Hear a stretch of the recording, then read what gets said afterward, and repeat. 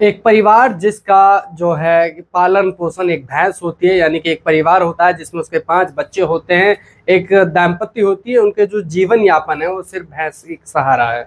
अब वो भैंस जो है एक अचानक एक दिन चोरी हो जाती है। चोरी हो जाती है तो उसके बाद वो जो आदमी है जिसका उस भैंस की वजह से गुजारा हो रहा था, वो काफ़ी परेशान हो जाता है। और काफ़ी परेशान होने के बाद उसको ढूंढने में लग जाता है, काफ़ी वक्त लगता है, लेकिन एक दिन उसकी ये मेहनत जो है रंग लाती है और वो भैंस जो है उसे मिल जाती है। तो उसके बाद वो एक पंचायत इकट्ठी करता है और पंचायत में वो कहता है कि पंचायत से कि पंचों से कहता है कि मेरी भैंस यहाँ है, और जिसने चोरी की है उस व्यक्ति का नाम है जगत राय।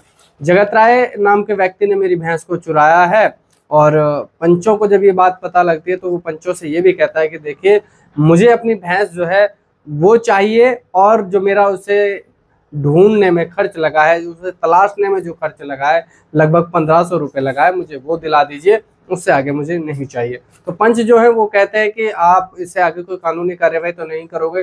तो पंचायत में कहता है कि मुझे कुछ मतलब नहीं है, बस मेरी भैंस तो मुझे मिल गई है, लेकिन मुझे 1500 रुपये और दिला दीजिए। तो ये मामला जब पंचायत के लोग उसे कहते हैं, एक समय मुकर्रर किया जाता है, लेकिन उस समय पर फिर वो जो लोग हैं वो उसके पैसे नहीं देते हैं। और पैसे नहीं देते हैं तो एक वक्त के बाद वो जो है थाने चले जाता है, और थाना जो है उस इलाके का थाना लगता है, यानी कि मैं आपको बता दूं कि राघवपुर थाना इलाका लगता है। और वहाँ एक चौकी है रुस्तमपुर, उसमें वो जाता है, वहाँ पर वो मामला दर्ज कराता है। उसके बाद उसके ऊपर काफ़ी प्रेशर आता है, और एक रात ऐसी आती है उसी भैंस की वजह से लगभग उस परिवार के लोग जो हैं, यानी कि उस परिवार के लोगों को लगभग 7 लोगों को घर में जिंदा जला दिया जाता है। जैसे ही ये खबर लोग इलाकों में पहुंचती है तो लोग सहम जाते हैं। इस मामले को सुनने के बाद लोग घबरा जाते हैं और सोचते हैं कि आखिर ऐसा कैसे हुआ। तो लोगों को पता लगता है तो वो उस गांव में पहुंचते हैं, यानी कि जो गांव है उसका नाम है श्यामपुरा। श्यामपुरा गांव में पहुंचते हैं, और श्यामपुरा में जब वो देखते हैं इस तरह का मामला तो लोगों की रूह कांप जाती है। और ये खबर वहीं नहीं रुकती, पूरे प्रदेश में चली जाती है। और प्रदेश में जैसे ही लोगों को पता लगता है, उसके बाद चाहे नीतीश कुमार हो, लालू यादव हो, या रामविलास पासवान हो, ये सब लोग जो हैं वो वहाँ पहुँचते हैं। जो पुलिसकर्मी है, चाहे आईजी है, डीआईजी है, सब वहाँ पहुँच जाते हैं और उस मामले को देखते हैं। यानी कि इस मामले में होता क्या है आखिर, वो मैं आपको बताऊंगा, और ये मामला कब और कैसे हुआ तो वो सारी कहानी मैं आपको बताऊंगा। बिहार का एक ज़िला है वैशाली, वैशाली का एक थाना है राघवपुर, राघवपुर में एक चौकी लगती है, चौकी है रुस्तमपुर, और ये गांव है एक श्यामपुरा। उस गांव में यह मामला है। उस गांव में एक परिवार रहता है, और वो परिवार जो है वो एक भैंस के सहारे से चल रहा था। एक भैंस जो है उसके दूध से पालन पोषण कर रहे थे, और वो परिवार के लोग बस एक मजदूरी उनका सहारा था। बेहद गरीब परिवार था। वो परिवार उसी भैंस के सहारे खेल लगा रहता और अपने मजदूरी कर कर खा रहा था। तो एक दिन वो भैंस चोरी हो जाती है, और चोरी हो जाने के बाद जब वो उस परेशान आदमी, जो आदमी है उसका नाम जो है मैं आपको बता दूं, जिसकी भैंस चोरी होती है वो है विजय महतो। विजय महतो की भैंस चोरी होती है, और विजय महतो काफ़ी दिक्कत और परेशानी में आ जाता है। और वो परेशान आदमी आखिरकार एक दिन उसकी वो मेहनत रंग लाती है, और वो भैंस को ढूंढ लेता है। और भैंस को ढूंढने के बाद जो है वो पंचायत इकट्ठी करता है, तो पंचों को बताता है। पंच ये कहते हैं कि आपको क्या चाहिए? तो पंचों के सामने कहता है कि मुझे मेरी भैंस जो है वो दिला दो, और मेरे जो इसमें खर्च लगा है 1500 रुपये, मुझे वो दिला दो, अन्यथा मुझे और कुछ नहीं चाहिए। लेकिन पंचायत के लोग जो है इस बात को मान लेते हैं और उसकी शाबाशी देते हैं कि बस चलो बहुत अच्छी है, जो विजय महतो कह रहा है वो बहुत अच्छी बात है, और विजय महतो का समर्थन करती हैं। फिर उसके बाद जो चोर है, यानी कि जगत राय जो है, उस आदमी को हिदायत दी जाती है कि आप जो है इनके पैसे दे दीजिए, और एक समय मुकर्रर किया जाता है कि आपको उस समय जो है उनके पैसे देने होंगे। लेकिन वो आदमी पैसे नहीं देता है, और पैसे नहीं देता है तो फिर उसके बाद आखिरकार विजय महतो को थाना जाना होता है। थाना है उनका जो लगता है वो चौकी लगती है, चौकी है रुस्तमपुरा, जिसके जो प्रभारी हैं उनका नाम है अंजनी कुमार। उस अंजनी कुमार से जाके कहता है, और उसके बाद जब वो उससे कहता है तो उसके बाद उसके ऊपर प्रभाव आता है, क्योंकि वो बेहद गरीब आदमी है। जब वो शिकायत देने जाता है तो वो शिकायत तो ले लेता है, लेकिन वो जो आदमी जगत रहा है वो बहुत पैसा वाला है, रुतबा वाला है, थोड़ा गुंडा टाइप का है, तो वो थोड़ा ज़्यादा मजबूत आदमी है। तो वो उस पर दबाता है। लगभग ये जो मामला है, जो दर्ज कराया जाता है, ये मामला ये 15 दिसंबर को कराया जाता है। 15 दिसंबर को जब वो जाता है तो मामला दर्ज तो हो जाता है। लगभग दिसंबर को 30 दिसंबर तक उस पर काफी प्रेशर बनाया जाता है। आखिरकार विजय मेहता को बताया जाता है कि विजय मेहता आप मान जाइए हमारी बात, लेकिन विजय मेहता कहता है कि या तो आप मेरे 1500 रुपये दे दीजिए, अगर आप नहीं दोगे तो मैं आपको जेल भिजवा कर रहूंगा। लेकिन विजय मेहता हारता नहीं है, बात को जो है वो कह देता है कि मुझे तो बस अब फैसला चाहिए, और वो अगर नहीं मानेंगे, अगर यहाँ के चौकी वाले नहीं मानेंगे तो मैं थाने जाऊंगा, और थाने वाले नहीं मानेंगे तो मैं एसपी के सामने जाऊंगा। तो यानी कि मैं इस मामले को पूरी तरह से ऊपर तक लेके जाऊंगा और आपको जेल करवा के मानूंगा। अब ये मामला जब ये बात सुनता है विजय महतो तो वो रात को जाता है, और लगभग करीब 1 से 2 बजे का वक्त होता है। विजय महतो अपनी चारपाई पे सो रहा था। विजय महतो के परिवार यानी कि उसकी बीवी और उसके 5 बच्चे जो है कि वो भी सो रहे थे।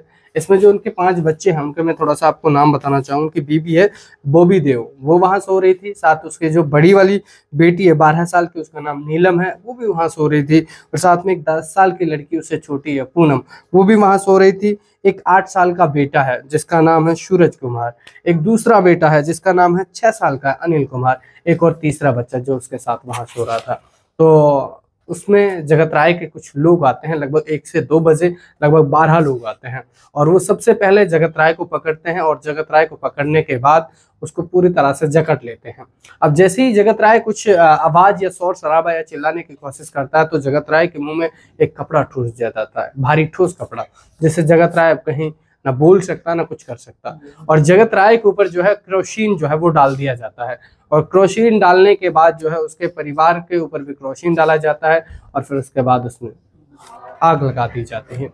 अब आग लगा देने के बाद जो है वो जगत राय देखता है अपनी आंखों से, और वो उस वक्त में अब कुछ कर भी नहीं सकता क्योंकि पूरी तरह से बंधा हुआ है, पूरी तरह से जकड़ा हुआ है, जिसकी वजह से जगत राय अब कुछ कर नहीं पा रहा है। तो जिसकी वजह से उसको दिक्कत हो रही है, यानी कि बहुत ज़्यादा दिक्कत हो रही है। लेकिन विजय महतो जो है, विजय महतो पूरी तरह से परेशान है और पूरी तरह से हार चुका है अपने आप को, और अपने आंखों के आगे सब अपने परिवार को जलते हुए देख रहा है।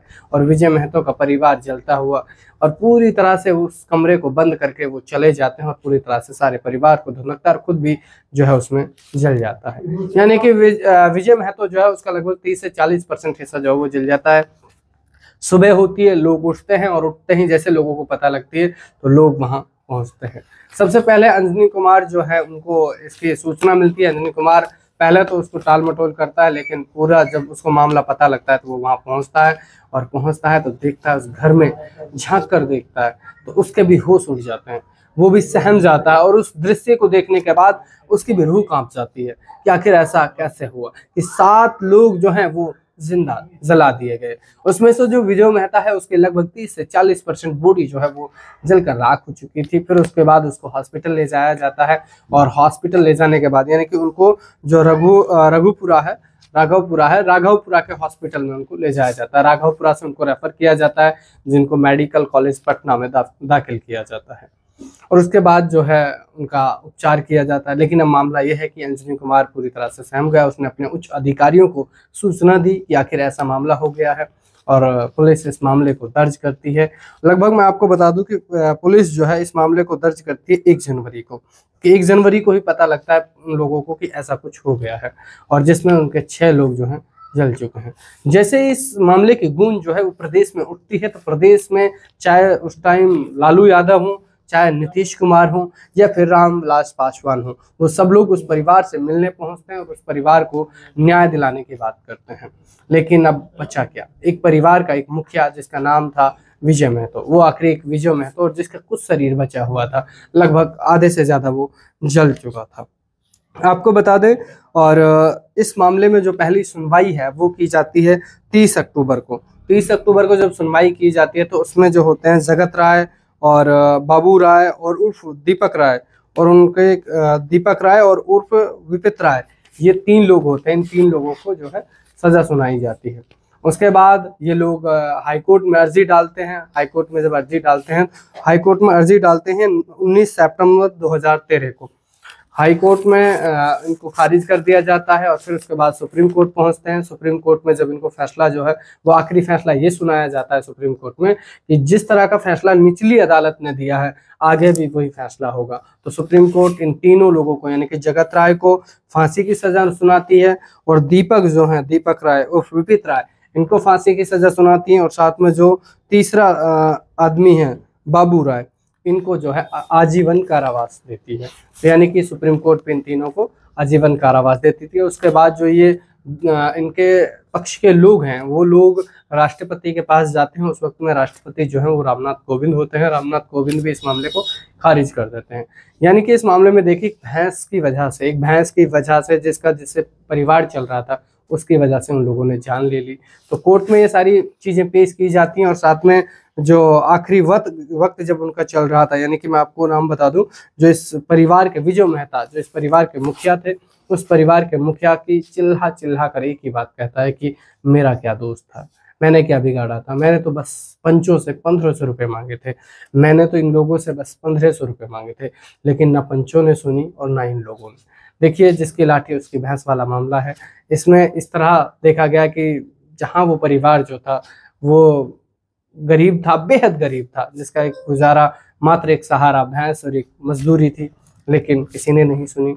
तो जब सुप्रीम कोर्ट में ये मामला चला, उसके बाद बहुत ही रेयर केस ऐसे होते हैं, तो इसलिए इनको जो है फांसी की सज़ा सुनाई गई। जो जगत राय ने किया एक विजय मेहता के परिवार के साथ, जो फांसी की सज़ा इनको सुनाई गई, उसको लेकर आप क्या कहना चाहेंगे? देखिए मेरी राय तो यही है कि जिस तरह का ये केस था, जहाँ तक भी लोगों ने इसको सुना सब लोग सहम गए, डर गए। और जहाँ तक मैं अपनी राय देना चाहता हूँ तो मेरा तो यही है कि जिन लोगों ने इस कार्य को किया है, इस घिनौने इस कृत्य को किया है, जिन्होंने इस अंजाम को दिया है, उनको जो फांसी की सज़ा सुनाई गई है कहीं ना कहीं वो बिल्कुल सही है। क्योंकि इस तरह का कृत्य कि एक परिवार को जिंदा जला देना अपने आप में एक छोटी बात नहीं है, ये मानवता को शर्मसार कर देने वाली बात है। कहाँ एक इंसानियत से जो है विश्वास सा उठता चला जाता है जब ऐसे मामलों को सुनते हैं। तो इस मामले को सुनाकर मैं किसी को परेशान करना या फिर किसी को चोट पहुंचाना नहीं, मेरा सिर्फ यही था कि सबको एक जागरूक करना, एक अच्छा मैसेज आप तक पहुंचाना, यही मेरा उद्देश्य था। तो लगातार आप हमारे साथ जुड़े रहें। धन्यवाद।